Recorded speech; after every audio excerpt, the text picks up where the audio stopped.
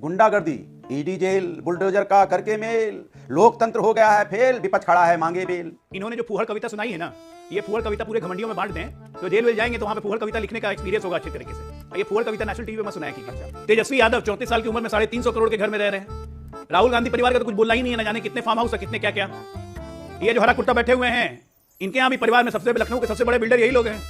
तो मुझे ये नहीं समझ आता है घमंडियाओं के यहाँ सारे कुबेर की वर्षा घमंडियाओं के पास कैसे हो जाती है। भाई भैया, इनके रग रग में भ्रष्टाचार है। वो एक शेर है ना, मैं क्या करूं, क्या ये मेरे बस में है, मैं क्या करूं, क्या ये मेरे बस में है, अरे ये तो मेरे नस नस में है। ये नस नस में भ्रष्टाचार है भाई। बिना भ्रष्टाचार के कुछ हो ही नहीं सकता है। ठीक है, झारखंड हो जाए, बिहार हो जाए, बंगाल हो जाए, महाराष्ट्र हो जाए, उत्तर प्रदेश हो जाए, जहां सत्ता में आते हैं वहां गिद्ध जैसे लूटने की प्रवृत्ति है। नोच नोच के खाते हैं स्टेट को, चूसा हुआ आम बना देते हैं। अभी देखिए, इंडिया गठबंधन की इतनी चिंता है, उतनी चिंता अगर आपने इंडिया गठबंधन इंडिया नहीं घमंडिया या जनता की कर ली होती तो शायद देश का इंडिया नहीं घमंडिया। इंडिया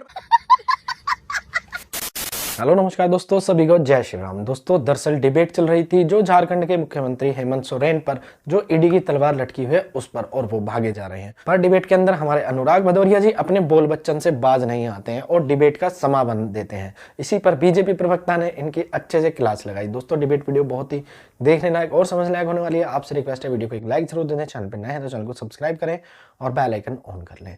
तो ज्यादा बात नहीं करते, पहले वीडियो में चलते हैं। चलो भाई। हेमंत सोरेन गिरफ्तार हो सकते हैं, गिरफ्तार हो सकते हैं। रहते गिरफ्तार जब चोरी करेंगे, और भी आर्मी की जमीन चोरी करेंगे, किसी और की नहीं, आर्मी की, आर्म फोर्सेस की जमीन चोरी करेंगे। 2200 करोड़ के घोटाला में सबसे ज्यादा शेयर होल्डिंग रखेंगे।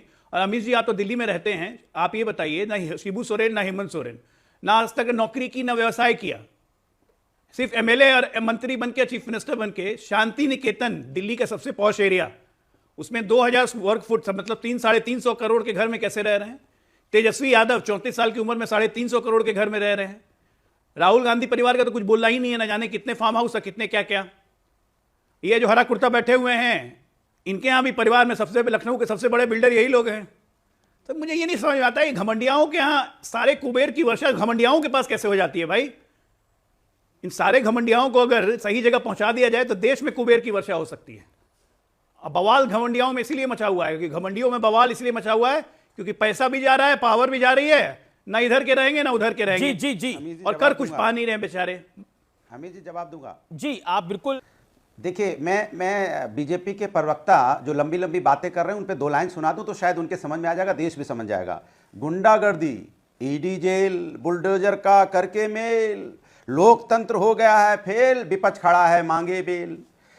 सुंदर स्वप्न देखो माई, बस बेरोजगारी ही बनेंगे भाई, जमा पूंजी सब लूटे साई, ठेकेदारी प्रथा समाई। कमाल है भाई। आगे जोड़ दें, जीडीपी पर ध्यान लगा के, महंगाई ने डाले डाके, बेटा बेटी भविष्य निहारे, बच्चे को है पेट के लाले। कमाल की ये भारतीय जनता पार्टी सरकार है भाई। अविनाश पांडे ने क्या बोला, जो कि प्रभारी है उत्तर प्रदेश के कांग्रेस पार्टी के, उन्होंने बोला अगर सपा को अकेले लड़ना है तो अकेले लड़े, हमारे पास बहुजन समाज पार्टी है, हमारे पास और भी ऑप्शंस है। आज लखनऊ में बैठकर उन्होंने ये बात करी। अब आप बोलिए, कल को आप गठबंधन कर भी लेंगे तो चुनाव नहीं जीतेंगे तो बीजेपी दोषी है। सपा बसपा का गठबंधन हुआ, सपा के हाथ में कितनी सीटें आई? 5 थी 2014 में, 5 ही आई 2019 में। बीजेपी दोषी है। सवाल यह है कि आप ग्राउंड पे काम करते नहीं है तो कैसे गठबंधन होगा? डॉक्टर अजय आलोक, देखिए, इन्होंने जो फूहड़ कविता सुनाई है ना, ये फूहड़ कविता पूरे घमंडियों में बांट दें, जो जेल वेल जाएंगे तो वहां पे फूहड़ कविता लिखने का एक्सपीरियंस होगा अच्छे तरीके से। ये फूहड़ कविता नेशनल टीवी में मत सुनाया कीजिए। अच्छा, अभी अपने बात आ गई गठबंधन में सीट शेयरिंग की, तो महंगाई बेरोजगारी भूल गए। सीट शेयरिंग खत्म हो गई, महंगाई बेरोजगारी का मुद्दा नहीं रहा। अरे आप लोग इतने लालची, इतने ठग हैं, एक दूसरे को लूटने वाले ठग हैं। वो कहावत है ना कि लालची की दुनिया में ठग भूखा नहीं मरता है, वही घमंडियों का हाल है। अब भाई दी अमित जी, ये गठबंधन कभी हुआ ही नहीं था इन घमंडियों का। मैंने आपको तो शुरू से कहा था ये बर्ड सेंचुरी है। बर्ड सेंचुरी 2 महीने के लिए चलती है, विभिन्न प्रकार के पक्षी आते हैं, बैठते हैं, टाइम खत्म होता है, फुर्र सब अपना अपना रास्ता ले लेते हैं। तो इनका टाइम खत्म हो रहा है, जनवरी अंत में टाइम खत्म होना था। देखिए, सब अपना अपना रास्ता ले रहे हैं, बर्ड सेंचुरी खत्म। और इसीलिए अनुराग भदौरिया वगैरह ये लोग कहीं के नहीं रहेंगे, ये सब जानते हैं हश्र क्या है। और कांग्रेस पार्टी तो वैसे भी 29 की तैयारी में लगी हुई है। अब लड़ेंगे ये कांग्रेस से, क्योंकि ये मुसलमान जोड़ो यात्रा पार्ट 2 जब यूपी से गुजरेगी तो रूट पता है अनुराग भदौरिया को, रूट कहां जा रहा है। और कांग्रेस हमेशा हर जगह यही बोल रही है कि देश में भारतीय जनता पार्टी से सिर्फ हम लड़ सकते हैं, लोकसभा में सिर्फ हमको वोट दो। अगर कांग्रेस का जादू चल गया उस तरह जिस तरह कर्नाटका तेलंगाना में चला है, और मुसलमान भाग गया इनको छोड़ के, तो इनकी औकात तो 6-7% की भी नहीं रहेगी यूपी में।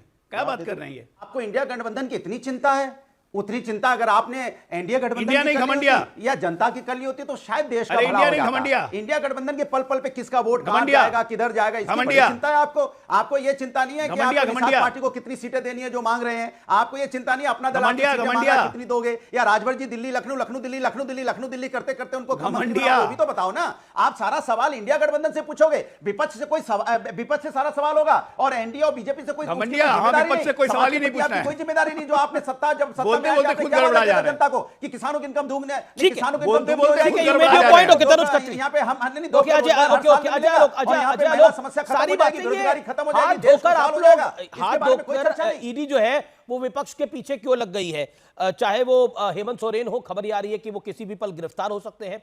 उनको बेचारों को अपनी धर्मपत्नी को सीएम बनाना पड़ रहा है, कल्पना सोरेन, उसमें भी आप परिवारवाद का आरोप लगा रहे हैं। अरविंद केजरीवाल जी को भी 5वां सम्मन आ गया है। कर क्या रहे हैं आप लोग? चाहते क्या है? हम लोग नहीं कर रहे हैं।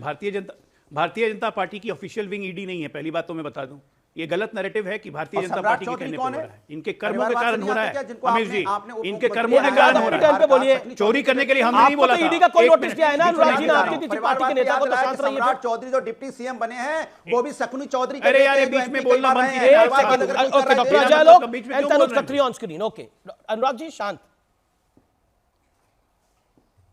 मैं ये कह रहा हूं कि यूपीए के काल को याद कर लीजिए अमीश जी, आप उस वक्त भी एंकर थे। यूपीए के काल में भी 10 सालों में सबसे ज्यादा ईडी और सीबीआई के केसेस हुए थे तो सत्ताधारी दल पे ही हुए थे। तो क्या आप ये कहना चाहते हैं कि हम विपक्ष में रह के भी ईडी सीबीआई को कंट्रोल कर रहे थे? यूपीए के काल में सीबीआई को सुप्रीम कोर्ट ने कहा था तोता, तो आप ये कहना चाहते हैं कि सीबीआई को कंट्रोल हम लोग कर रहे थे विपक्ष में रह के? अरे भैया, इनके रग रग में भ्रष्टाचार है। वो एक शेर है ना, मैं क्या करूं, क्या ये मेरे बस में है, मैं क्या करूं, क्या ये मेरे बस में है, अरे ये तो मेरे नस नस में है। इनके नस नस में भ्रष्टाचार है भाई। बिना भ्रष्टाचार के कुछ हो ही नहीं सकता है। ठीक है, चाहे जवाब। झारखंड हो जाए, बिहार हो जाए, बंगाल हो जाए, महाराष्ट्र हो जाए, उत्तर प्रदेश हो जाए, जहां सत्ता में आते हैं वहां गिद्ध जैसे लूटने की प्रवृत्ति है। नोच नोच के खाते हैं स्टेट को, चूसा हुआ आम बना देते हैं। अभी देखिए छत्तीसगढ़, राजस्थान, मध्य प्रदेश, हम वापस सत्ता में आए हैं, एक एक फाइल खुल रही है, हर जगह घोटाला निकल रहा है, हर जगह घोटाला निकल रहा है। आज रेड पड़ी है, आज इकोनॉमिक ऑफेंस विंग हमारे स्टेट यूनिट ने रेड डाली है, इनके पूर्व मंत्रियों पर कैश सीजर हो रहा है। कहां से पैसा आ रहा है, क्यों, क्या मतलब भूख है पैसे की भाई? अरे चावल दाल ही ना खाते हो कि नोट खाते हो? दोस्तों, विपक्ष के खिलाफ केस कितना ही बिगड़ जाए पर हमारे भतौरिया जी के बोल बच्चन तो बंद होते नहीं है। इनका जो बोलने का तरीका और जो बेशर्मी का लेवल है वो अलग ही है, नेक्स्ट ही है। दोस्तों, आपको डिबेट वीडियो कैसी लगी अपनी राय हमें कमेंट कर दें। चैनल पे नए हैं तो चैनल को सब्सक्राइब और वीडियो को लाइक जरूर दे दें। कल फिर मिलते हैं एक और वीडियो के साथ, तब तक के लिए जय हिंद, वंदे मातरम, जय श्री राम।